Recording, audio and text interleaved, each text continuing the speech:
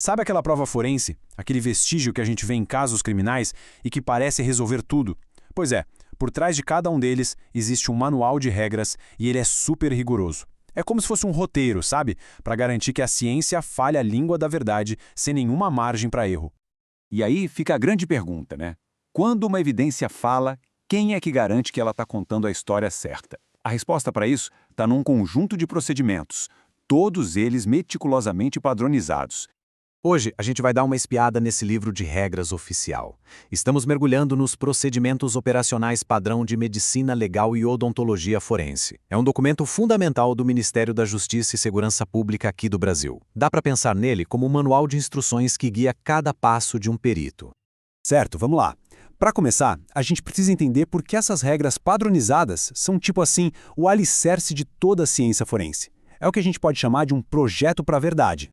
E no coração de tudo isso está o tal do POP, sigla para Procedimento Operacional Padrão. A definição é bem direta, é o conjunto de procedimentos usados para manter e documentar toda a história de um vestígio. Da coleta até o descarte, cada etapa é registrada. Isso garante a chamada cadeia de custódia, que é basicamente um registro contínuo de quem manuseou a prova e quando. É super importante.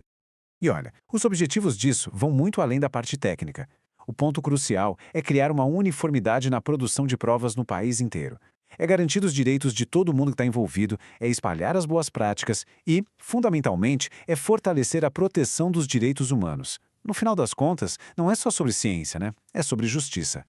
Beleza, mas como é que isso funciona na prática? Agora a gente vai ver como os peritos usam esses padrões para, digamos, ler as histórias que o corpo humano conta quando o exame é feito em pessoas vivas. Basicamente, existem duas formas principais de exame. A perícia direta, que é quando a pessoa está lá, fisicamente presente para ser examinada, e tem também a perícia indireta. Essa é mais uma exceção, e acontece quando a análise precisa ser baseada em prontuários médicos, fotos ou laudos antigos, porque o exame direto, por algum motivo, não é possível.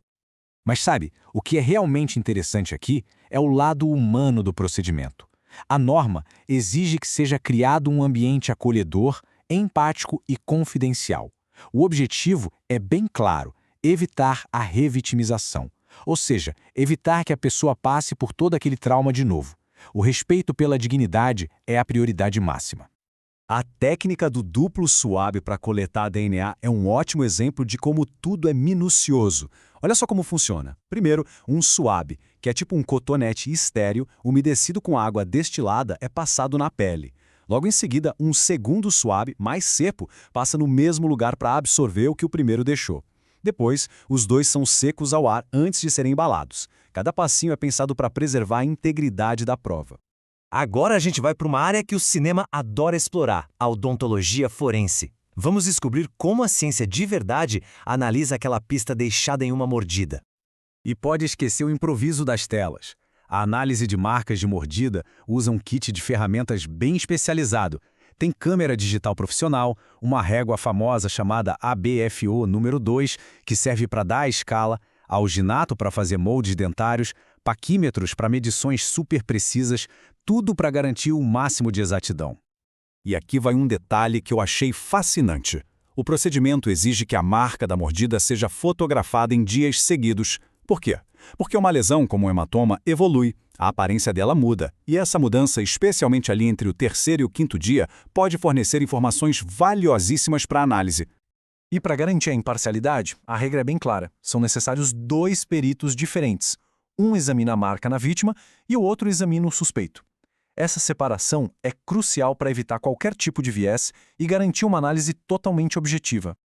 Ao contrário do que a gente vê nos filmes, a conclusão não é um simples sim ou não. A análise segue uma escala, da American Board of Forensic Odontology. As conclusões podem ser identificação positiva, provável, possível e até exclusão. E, muito importante, o resultado pode ser inconclusivo se não tiver detalhes suficientes. A ciência reconhece seus próprios limites. Vamos avançar agora para a etapa final da medicina legal, o exame necroscópico, que todo mundo conhece como autópsia. O propósito do exame necroscópico é bem direto. É uma análise sistemática, externa e interna do corpo, para determinar a causa da morte e documentar todas as lesões que existem ali. É o procedimento que busca dar as respostas mais definitivas em uma investigação. E a palavra-chave aqui é sistemático. As lesões são descritas numa ordem super rigorosa para que nada passe batido. É crânio caudal, ou seja, da cabeça aos pés, medial para lateral, do centro para as extremidades e anterior para posterior, da frente para trás.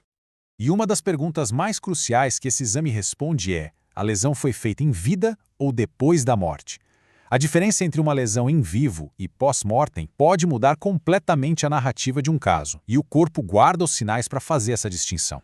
Chegamos então à nossa conclusão, onde a gente consegue conectar todas essas técnicas de volta ao tema central, o imenso poder que um procedimento padronizado tem. E tem uma citação do Mário Luiz Sarrubo, secretário nacional de Segurança Pública, que resume tudo isso perfeitamente. Ele diz que esses procedimentos são um guia confiável que promove a eficiência e a força das atividades periciais no país e que isso acaba fortalecendo a proteção inegociável dos direitos humanos. Então, o ponto principal é este. De um simples SWAB a uma análise complexa de mordida, cada passo é governado por um padrão. E é isso que garante que o caminho da pista até a conclusão seja cientificamente sólido e possa ser repetido. E por que isso tudo é tão importante? Porque garante que a prova seja confiável e objetiva. Garante consistência, não importa qual perito ou em que lugar do país o exame foi feito. Defende a justiça, protegendo os direitos de vítimas e acusados. E, no fim das contas, constrói a base de confiança que todo o sistema de justiça precisa para funcionar. Isso tudo nos leva a uma reflexão final. A ciência forense tem esse manual rigoroso para buscar a verdade. Mas que outros manuais de regras muitas vezes invisíveis será que moldam o nosso mundo e as nossas vidas?